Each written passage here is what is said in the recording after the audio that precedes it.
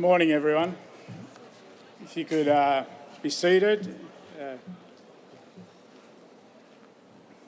My name is Richard Swain. I'm a Davey Wiradjuri man and I've been asked to MC this event. So welcome to the first day of the rest of your life. And first up, I'd like to ask Mr. Paul Girawar House to do a welcome to country.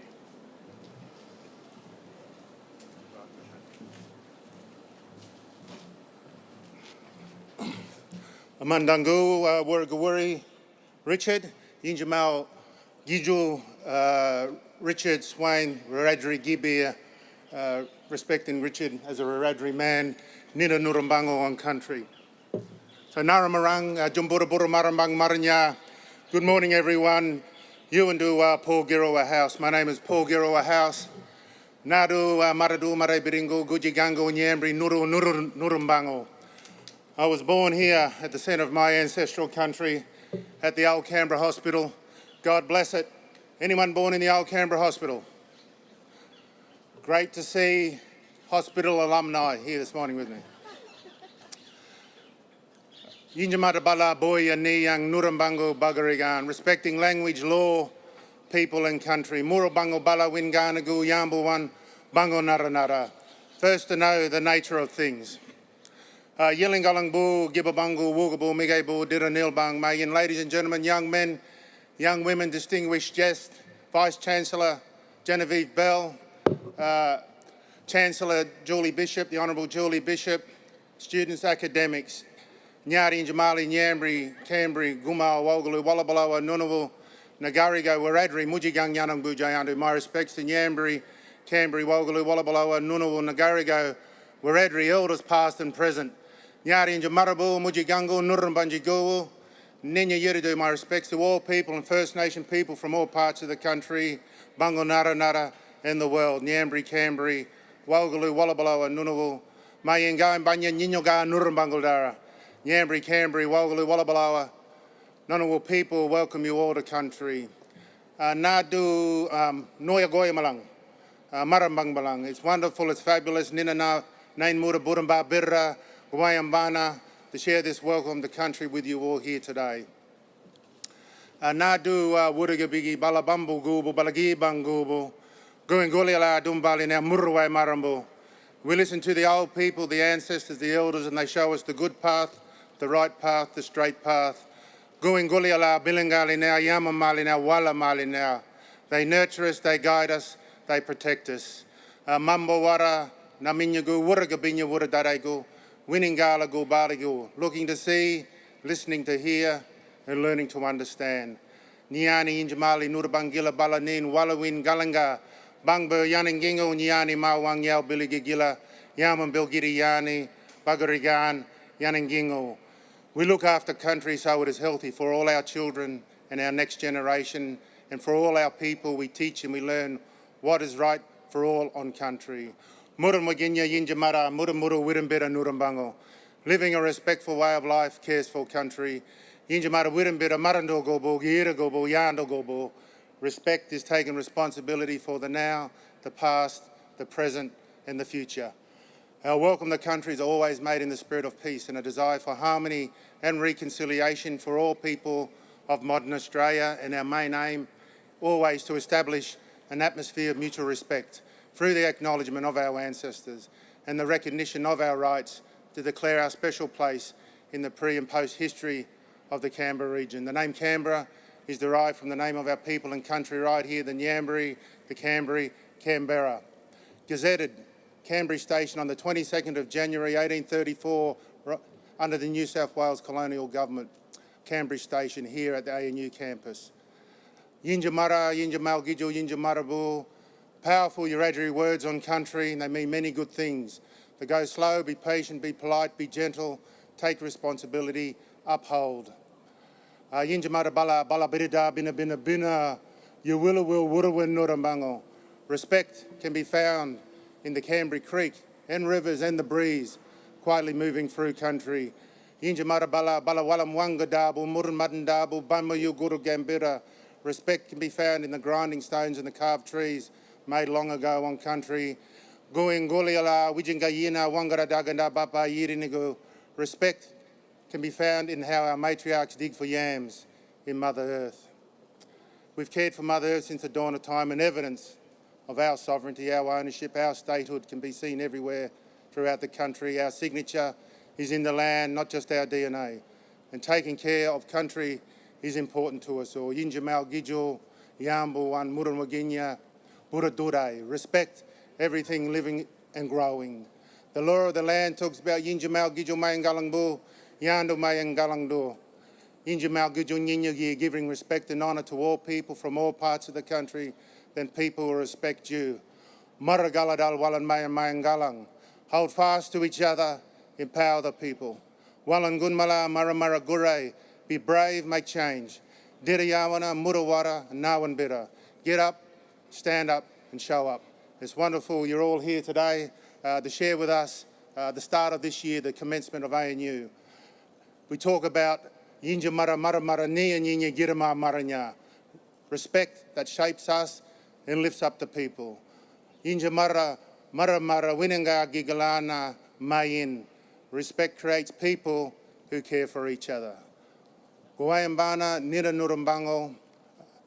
Welcome to country, Mandangul. Thank you very much.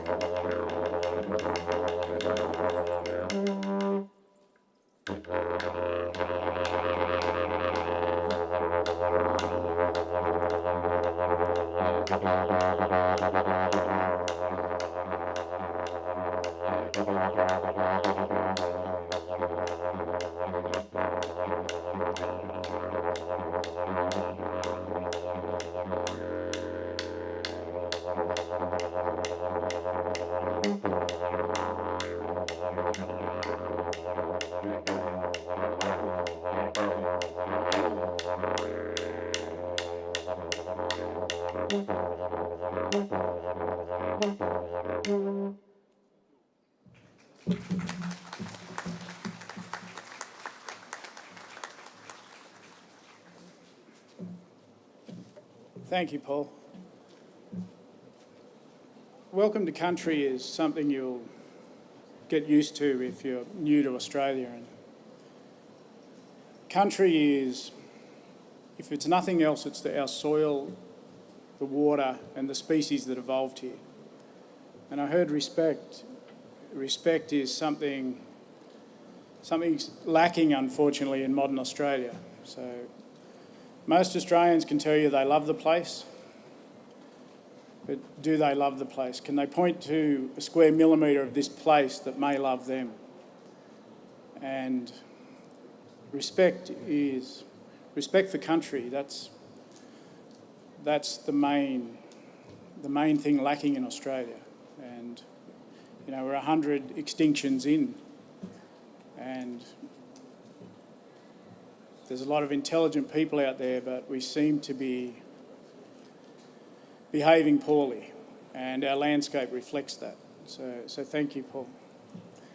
So some housekeeping. We have the ambulance and some tents over here, lots of wonderful volunteers in pink vests, and all of the buildings are open for toilets.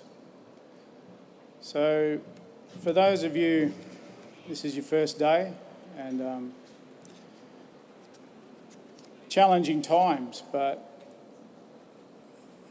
particularly for Australia, this needs to be the decade of healing country, or it's the decade of waving goodbye to a lot of country. And it is that respect, and I often hear that it's the next generation that are going to do the right thing. Well, I believe the next generation, their duty is to hold my generation to account, and we can start behaving respectfully and intelligently towards the very country we rely on to survive.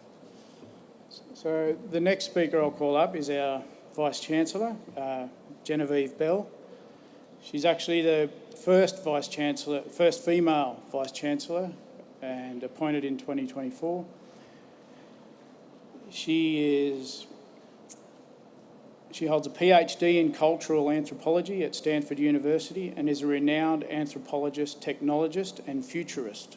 I'm very keen to have more yarns with Genevieve. She spent more than 2 decades in Silicon Valley helping guide Intel's product development and social science and design research capabilities. She's best known for her work at the intersection of cultural practice and technology development, and for being an important voice in the global debates around artificial intelligence and human society. Sounds like we've got a great Vice-Chancellor for the times we're in. So, Genevieve Bell.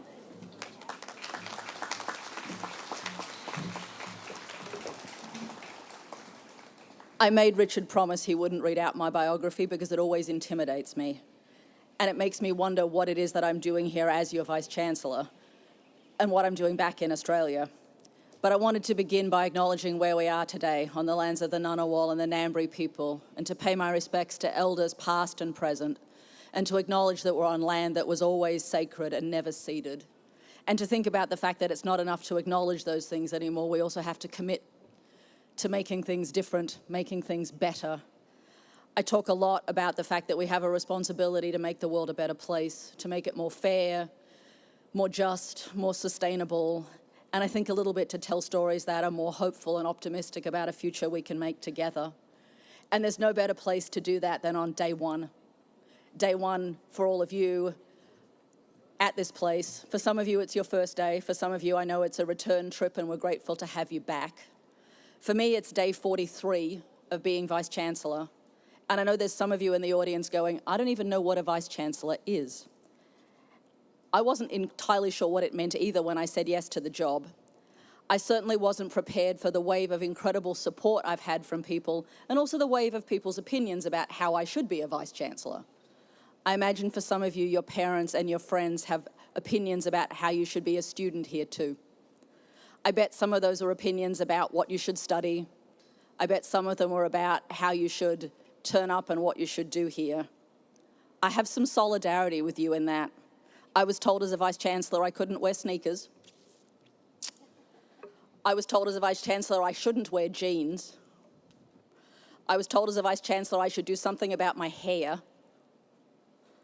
I was told I should can the backpack. I was given some other gratuitous advice too.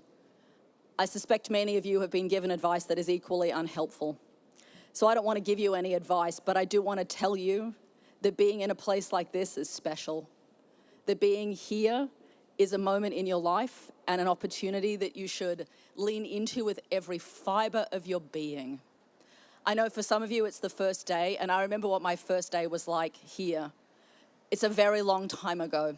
My first day here was in the 1970s. The first time flared jeans were a thing. And skateboards, frankly, were a thing too. My first time here as a child was when my mother came here as a mature age student, as a summer scholar, and we lived in Ursula College. So a shout out to those of you from Ursula. I remember it from the 1970s and it still smells the same. It also means that I remember what it was like to find this place both magical and utterly overwhelming. Because as a small kid, and I imagine as a young adult, there's something about a place this big with so many people and so much opportunity that it's hard to know precisely how you want to navigate it. Good news is you are surrounded by people you'll get to navigate it with. You will make friends here. You will find teachers and staff who shape and reshape the way you see the world. You will find places of this country by square millimetre that you will fall in love with. And you will be changed by the experience. At least that's my hope for you. That's not my gratuitous advice for you, but my hope that in education you have a transformative experience. That this place is full of critical friends and critical conversations. I know some of those conversations will be hard, and I know that we will attempt in every way we can to scaffold you through those conversations, to give you the tools to have healthy debate, to give you the tools to learn new things you didn't know before. Sorry, I'm admiring the bird life. It's kind of marvellous. We'll give you the tools to identify those too if you're new here. I'm thinking Crimson Rosellas, but don't quote me on it. We will try and make this a place that is home for you in the time that you are here, and one that when you leave you think of fondly, the way I thought of this place fondly for the nearly 30 years I was gone before I came back again. So, no gratuitous advice, just hopes, and one small promise. I'm also on a journey with you. It may be your first day, it's my 40th. I also will find myself lost on campus. It's a big campus. We have a lot of buildings, 243 they tell me. It's a big campus. It is about 150 hectares and we have more than 9,000 fabulous trees. If you see me looking lost, please feel free to help. And if I see you looking lost, I will do the same.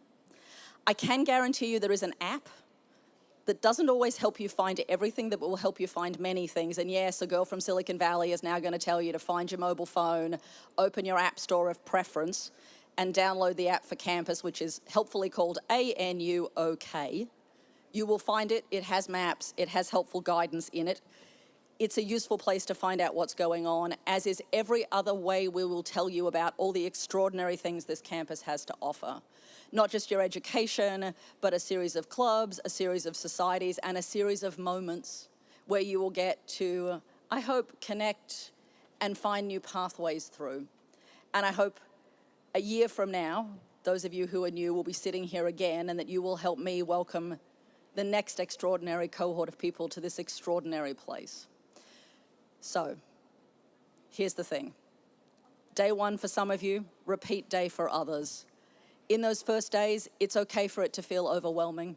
It's okay to think you've got it, because you haven't, and someone is going to call you up short on it. I've had a few of those days already.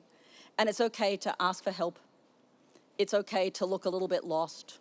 It's okay to wonder when you open a cupboard what exactly is in it, or you open the next email and wonder precisely what it is that someone wants from you. That sense of feeling overwhelmed is part of what being at a university is about. And part of the social contract between me and all of you is that our job is to make sure that you have tools to manage that overwhelmedness, and you come out the other side extraordinary. And I know you all will. I know whatever happens here at the other side of all of this, you will be extraordinary. Extraordinary citizens, extraordinary human beings, extraordinary subject matter experts, and extraordinary citizens of this country or of others. And that feels like the most amazing gift we can give all of you, and one that I hope you want to be part of. So, thank you for getting here. For those of you who I called personally, and I did call some of you personally, thank you for taking my call, and thank you for turning up here.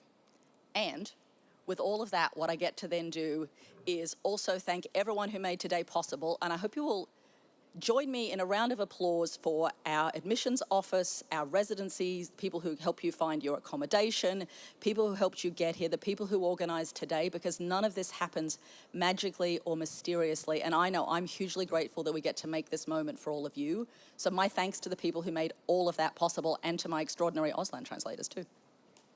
Yay.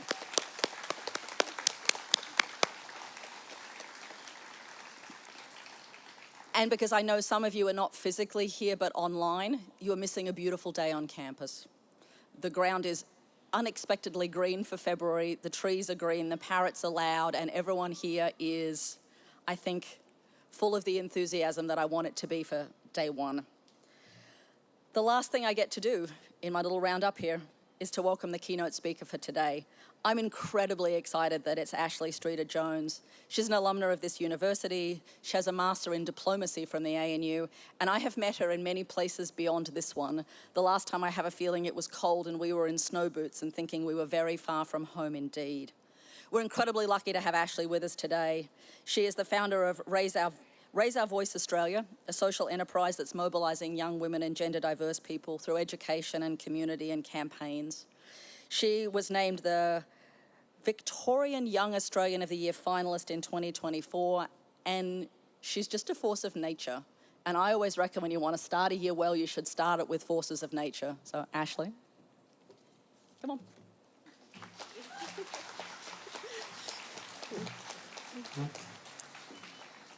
Well, thank you for the lovely introduction. I too would like to begin by paying my respects to the Ngunnawal and Ngambri people, the traditional custodians of the land, pay my respects to the elders past and present, and extend those to any First Nations people here with us today. Vice-Chancellor, staff, but most importantly, students. Welcome and welcome back. My name is Ashley Streeter-Jones. I am an employee, a volunteer, a sister, a daughter, partner, friend, and founder. I am certifiably terrified of the dentist, still obsessed with Pokemon, and a not-so-closet heavy metal fan who just never grew out of her emo phase. I love my friends, can quote most episodes from Bob's Burgers, and absolutely detest mayonnaise. I'm usually the first person to clap, and I can often be found on any dance floor, even without the music. I'm an advocate and activist who believes deeply in the power of the next generation and is fascinated by systems. I'm deeply uncomfortable with the way that the world works, and I've dedicated my time to challenging this status quo. Like many of you, I also moved to Canberra to go to ANU, enrolling in my Masters of Diplomacy. When I moved, it was my aim to look back and say, yeah, I would do that again. I arrived in Canberra on the 16th of July, 2016. The night before the move, I lay in bed, staring into the dark, full of nerves, and wondering if I'd made the right decision. I held back tears as my partner and I packed the car, not taking anything that didn't fit, hugged my parents, and got on the road. It was cold, it was rainy. I almost certainly cried on and off for the first hour as I got my head around moving out of home, moving in with a partner for the first time, moving into state, starting a master's at a new university, and how on earth I was going to build a life in a place where I only knew one person. It was a lot of change, all at the same time. And I'll be honest, for the first few months, I was desperately lonely. I was so homesick that I extended my master's for another semester. I told myself, if I've gone to the effort of moving to Canberra, I'd better make it worth my while. I hope that I've done it justice. Fortunately, I loved my time at ANU. Being able to connect with leaders in the field, participate in practical learning through negotiation workshops, diving into some of the most complex global conflicts, and connect with classmates from all over the world, I was in my element. My master's took me to a graduate role in national security diplomacy. I contributed to Australia's peacekeeping strategy, wrote briefings for Cabinet, the Secretary and the Chief of Defence Force.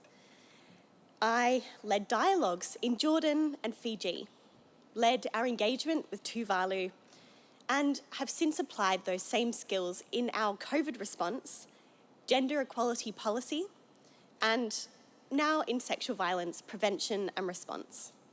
And that's just my paid work. I enrolled in my master's to explore my interest in the way that systems make and break inequality. And while university was one avenue for this, it certainly didn't end there. My volunteer work and the opportunities available to me in Canberra have taken me from politicians' offices to the United Nations to the World Economic Forum. Perhaps most importantly, I have met some of the best people I know, have explored solutions and ways to raise the floor on inequality, have run training programs which support the next generation of politicians and public policy makers, started important conversations, and taken opportunities I could never have dreamed of. I haven't done one element of this work alone. Every step has been a team effort, and gosh, I've worked with some great people along the way, many of whom I met here in Canberra, and some even at ANU. I've been reflecting on what I would have wanted to hear when I was where you are today, which is a bit historic, but doesn't actually feel so long ago. Really, I wanted someone to tell me that everything was going to be okay. But being the anxious little human I was, I'm not sure I would have believed them. So, assuming some of you might also be feeling this mixture of nerves and excitement, there are some things I've learned over the years that I would like to share. The first one, be audacious. The best things I've done in my career to date have, hands down, been the cheekiest. It was audacity that drove the emails I sent to politicians in 2017, asking them to let a young woman or gender diverse person take over their office for the day. It was audacity which started a conversation about the absence of these young people from our decision-making bodies. Audacity which has seen over 300 speeches written by young people, by politicians in our federal parliament. Audacity which saw my social enterprise discussed at the World Economic Forum. It takes audacity to look at something and think, I can create and be part of making something better. Don't get me wrong, audacity must always be accompanied by respect and politeness. But sometimes, instead of asking why, you need to ask why not. Take the deep breath and hit send on that email. The second one, challenge the status quo. There's nothing that makes me make this facial expression faster than someone saying, oh, that's how it's always been done. But you'd be surprised how often that phrase comes up. It's got to be one of the worst reasons for doing anything. In this challenging, it's also important to ask, who does this benefit? Who's in the room? Who's not? And how can I get them there? There are many ways to ask why. Can you tell me more about that? I'd love to hear a history of how we arrived at this solution. Or perhaps a simple, why is that? Ask these questions and ask them often. Fortunately, your time at ANU is focused on learning and will guide you to ask those right questions, challenge systems, and be part of solutions. If something doesn't feel right, ask why. Interrogate that feeling in your gut. And don't be afraid to imagine something better. But importantly, as you challenge, as you climb, bring others with you. The third one, take risks. As someone who absolutely loves their comfort zone, it causes me a great deal of angst to confess that it is true, growth does not happen in your comfort zone.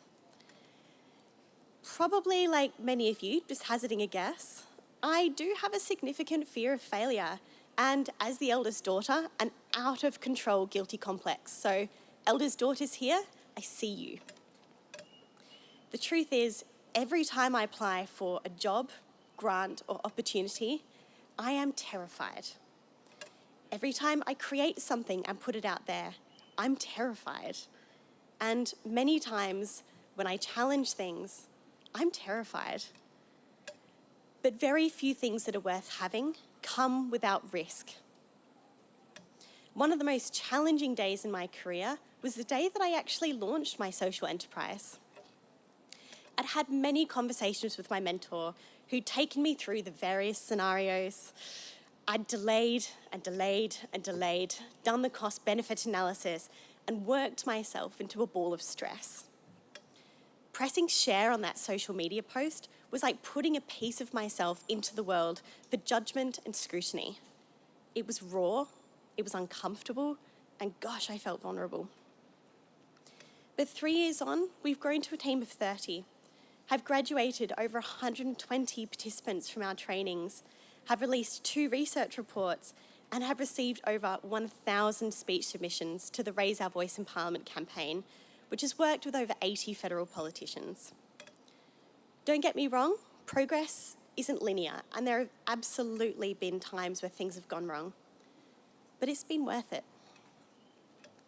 Growth is rarely free from risk, and I wouldn't be where I am today, wouldn't have worked with the World Economic Forum, UN Women, wouldn't have spoken alongside former Prime Minister Julia Gillard or US Secretary of State Anthony Blinken without it.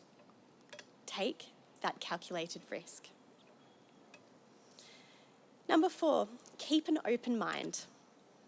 It seems to surprise people when I share that I'm not someone who plans their career. In fact, almost nothing I've done over the last 6 years of my career has been planned. And look, there is benefit in planning and making strategic decisions. But I've also learned that the best opportunities are the ones that you don't see coming. Because the reality is, we don't know in which rooms our names are being spoken. We don't know where this journey will take us. We don't know who's seeing our work. Sometimes you have to put it out there and hope for the best. The best opportunities I've had are the ones that have scared the life out of me, that have challenged me, that have pushed me far outside that comfort zone. If you told me 10 years ago, as a bolshy, determined and passionate 19-year-old, that I would be where I am today, I would never have believed it. I also couldn't have put myself on this pathway, as the doors that have opened for me and the doors I've worked to open were doors I never knew existed. But I wouldn't change them for the world. So if it's fear alone that's holding you back, maybe it's time to say yes. Know when to walk away. We've all heard the old adage about quitting. Quitting is bad, quitting sits in opposition to success, quitting is a moral failure. From my experience, quitting is not the opposite of perseverance, quite the contrary.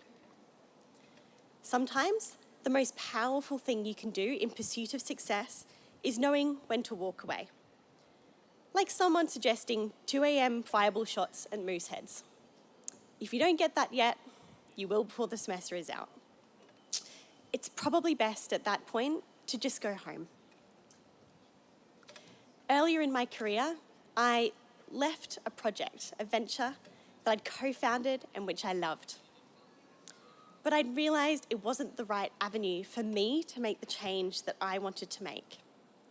After many months of soul-searching, moral reflection and difficult conversations, I made the decision to leave. I didn't have a clear idea of what would come next or what that pathway was, but I knew what wasn't for me. It wasn't an easy decision, but it was one of the best decisions I've made in my career so far. As an old mentor once said to me, be married to the problem, not the solution. Don't let fear of quitting bind you to something that doesn't serve you. Number 6, enjoy Canberra. Show of hands, who got flack when they said they were moving to Canberra? Okay, who got flack when you tell people you live in Canberra? Yeah, all right. Look, same. And I have to tell you, the jokes wear off. Canberra will always hold a very special place in my heart. It was the place I moved to the first time I truly backed myself. It's the place where I've consolidated my values, my identity, where I've had some of my biggest career wins, and again, which introduced me to some of the best opportunities and best people that I know. In those early days after the move, I spent a decent amount of time crying in the shower. I had extended my master's by that semester, telling myself that if I had the courage to move to Canberra, I had to do it properly. And over time, my inner monologue changed. It went from, oh my goodness, what am I doing, to this is incredible that I'm here to back myself. Canberra is a place of rainbow roundabouts, beautiful weather, kangaroos, hikes, wineries, APS lanyards, politicians at Coles Monica, and maybe, like me, you'll end up living next door to your local MLA. This is the place where the biggest decisions in the country are made, and many of those decision makers pass through ANU. If you haven't yet, please give yourself time to love Canberra and explore the unique opportunities that exist here. And if you haven't got yourself a Kathmandu or Macpac black puffer jacket, you'll want to get on that. The last one, be kind to yourself. There's many kinds of learning. University provides one kind, making mistakes provides another. Both are equally valuable. Learning is hard. Putting yourself out there is uncomfortable. Sometimes you will say the wrong thing, make a bad judgment call, miss that assignment deadline, or simply misjudge the situation. I'd hate to count the number of hours that I've spent lamenting the things I wish I'd done or I'd said. Importantly, please know that you are valuable and you have value outside your work and your study. There's a reason that I got up here and introduced myself as a person, not as a CV. There is truth to the saying that it's not about how you fall down, it's about how you get back up. Learn, reflect, and remember that there's power in saying you're sorry, that you've messed up, that you'll genuinely reflect on how you can do better and put that into practice next time. My best friend delivers the best reminder. Would you ever talk to me the way you're talking to yourself? And not once has my answer been yes. Be audacious, challenge the status quo, take risks, keep an open mind, walk away, enjoy Canberra, and be kind to yourself along the way. Looking back, 7 years down the track, I can hand on heart say that my Masters of Diplomacy was absolutely worth moving for. Regardless of what you're here studying at ANU, I've got good news. This is just the beginning. The journey is yours to define, and the people sitting in this space, they're right here with you. Never forget as well that you have the power to be a force for good, to create the change that you wish to see, and make sure that no person gets left behind. And it all starts today. Thank you.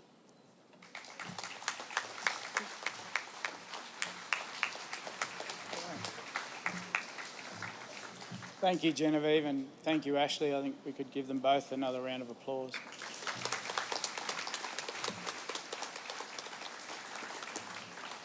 The audacious and honestly audacious, so it rings true for me. I'm a river guide and I was born and bred in the Snowy Mountains, and a few years ago I rang a radio station very cranky that the New South Wales government was going to protect feral horses within the national park over and above our native species.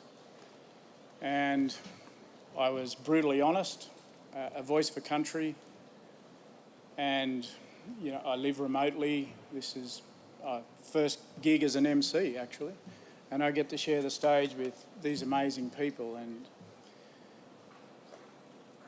6 years down the track, I'm an honorary associate professor, and yes, I get to meet people and be a part of the Fenner School, and the Canberra bubble.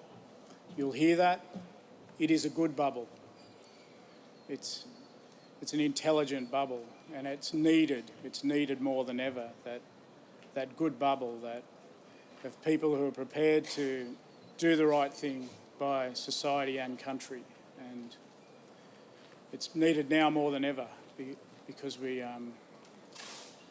for our species in particular, maybe not society, but definitely our species have certainly had enough of our disrespect. And Now, 100 years ago, you may have ridden a horse here or walked here, but most of the waterways were drinkable, and now they're not, and they don't have to not be. And we don't always have to celebrate our poor behaviour. If I was to tell you that some country was going to dam 12 major rivers and 76 creeks, we'd be, and they're not even going to put in a fishway, that would upset most people. And I've just described the Snowy scheme to you.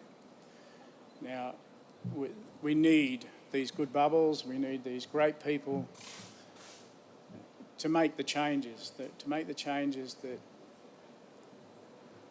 place, country, the earth. It needs us right now to be honest, to be audacious, and yeah, to step out of our comfort zones like probably all of us have here today. So next up, I'd like to introduce Phoenix O'Neill. They are the president of the ANU Students Association, and I'll let Phoenix explain to you what that is. So, thank you.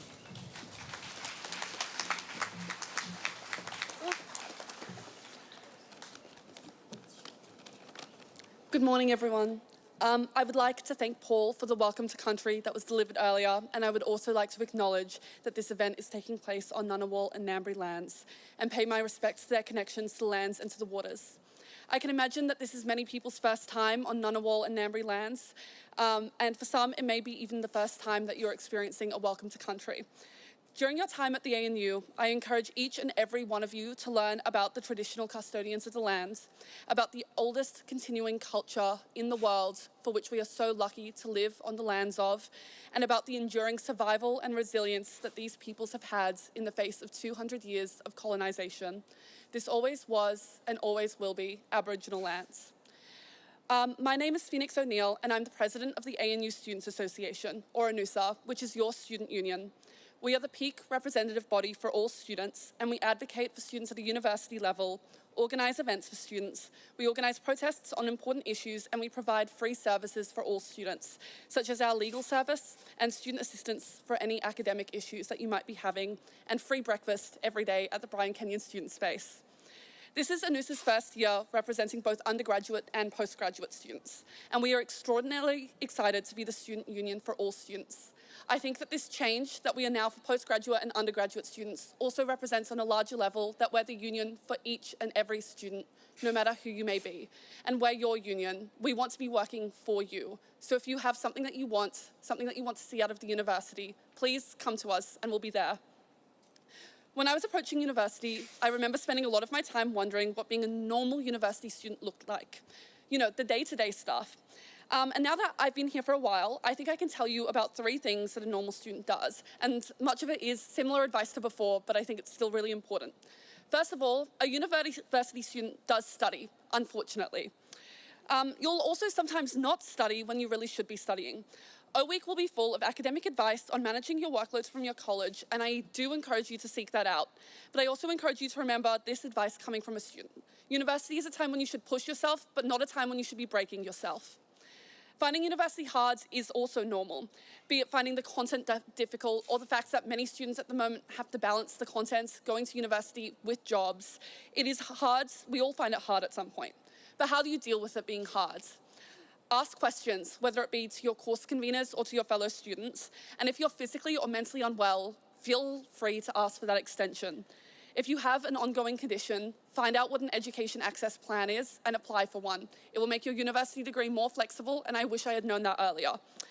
Many students do all 4 courses at once, but also don't feel ashamed if you can't, if you need to do 3 courses or if you need to drop to part-time. You'll definitely end up staying late to finish an assignment, and you might end up crying over a few assignments. I still do, and I also know that I'm not the only one. You will learn the term copying the 5%, which means when you hand in an assignment late and you lose 5% of your mark. And while I won't recommend it, I will say that your world won't end if you do, and that you should be using time to look after yourself.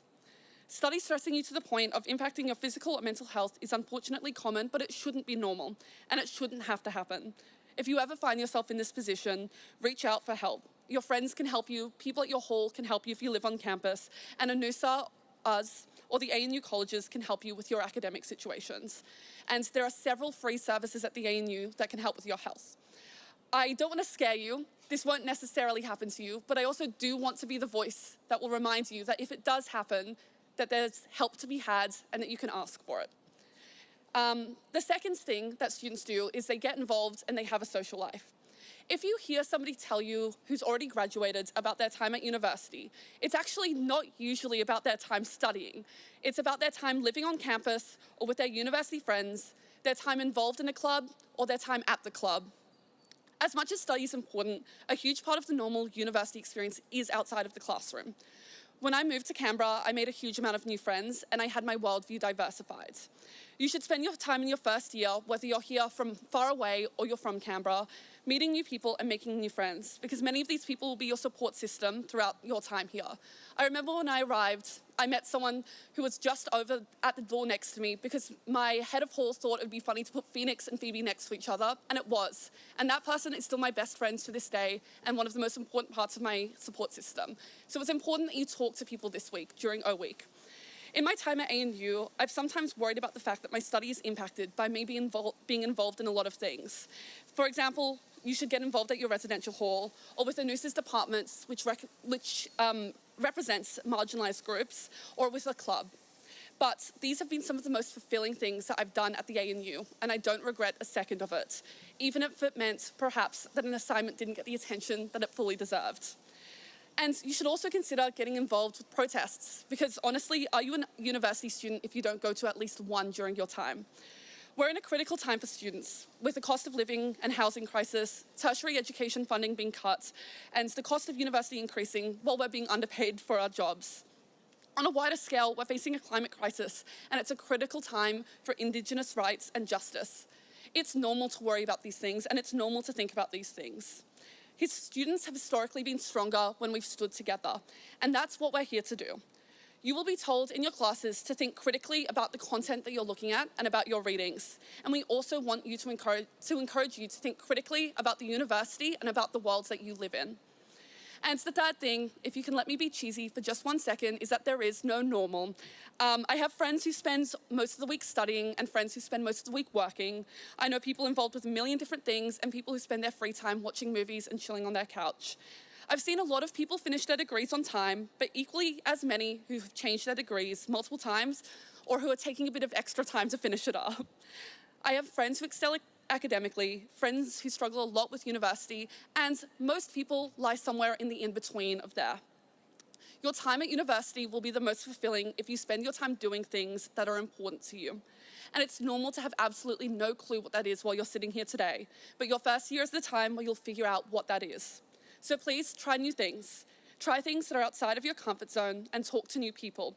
Figure out what's important to you and prioritize that. And if that changes, change what you're doing. Look after yourself and look after your friends.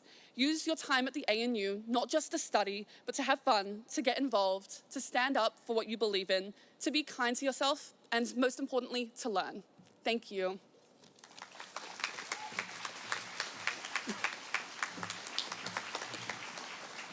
Thank you, Phoenix. As a river guide, I think I can't really advise you on university, so that was Phoenix's job, so thank you. But we view the river as the river of life, so there are some calm pools, then there are some rapids. Often you get out of your boat and you have to evaluate what's happening on that day and pick a line. You've always got to pick a line. And sometimes I'll send my guide down that line first, and then if they stuff it up, then I'm not going that line. But then there's the Yahoo moments, and we really Yahoo. And so I hope you get all of that out of your next few years here. I hope you get the river of life, as I term it. It's an incredible opportunity, incredible times, and as daunting as the times are, you only need average intelligence to understand what's happening to the planet and our species, but we can do it with a smile, and we can have fun, and we can enjoy every moment of starting the journey of healing country. And And when you hear the welcome to countries in the future, think about it, that their children, babies, burais, women, people, long stories, laughter. They were real people. It's not a mythical piece of Australia's history, it's a real piece.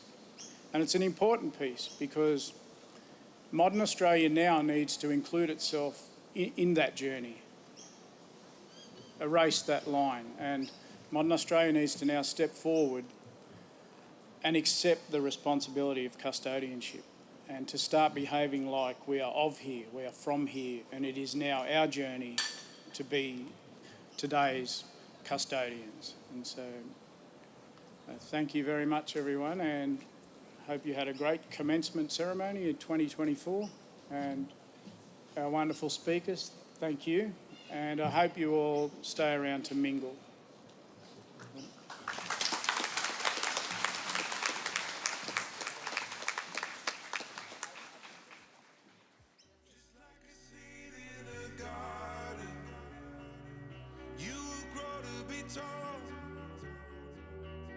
Staring out over my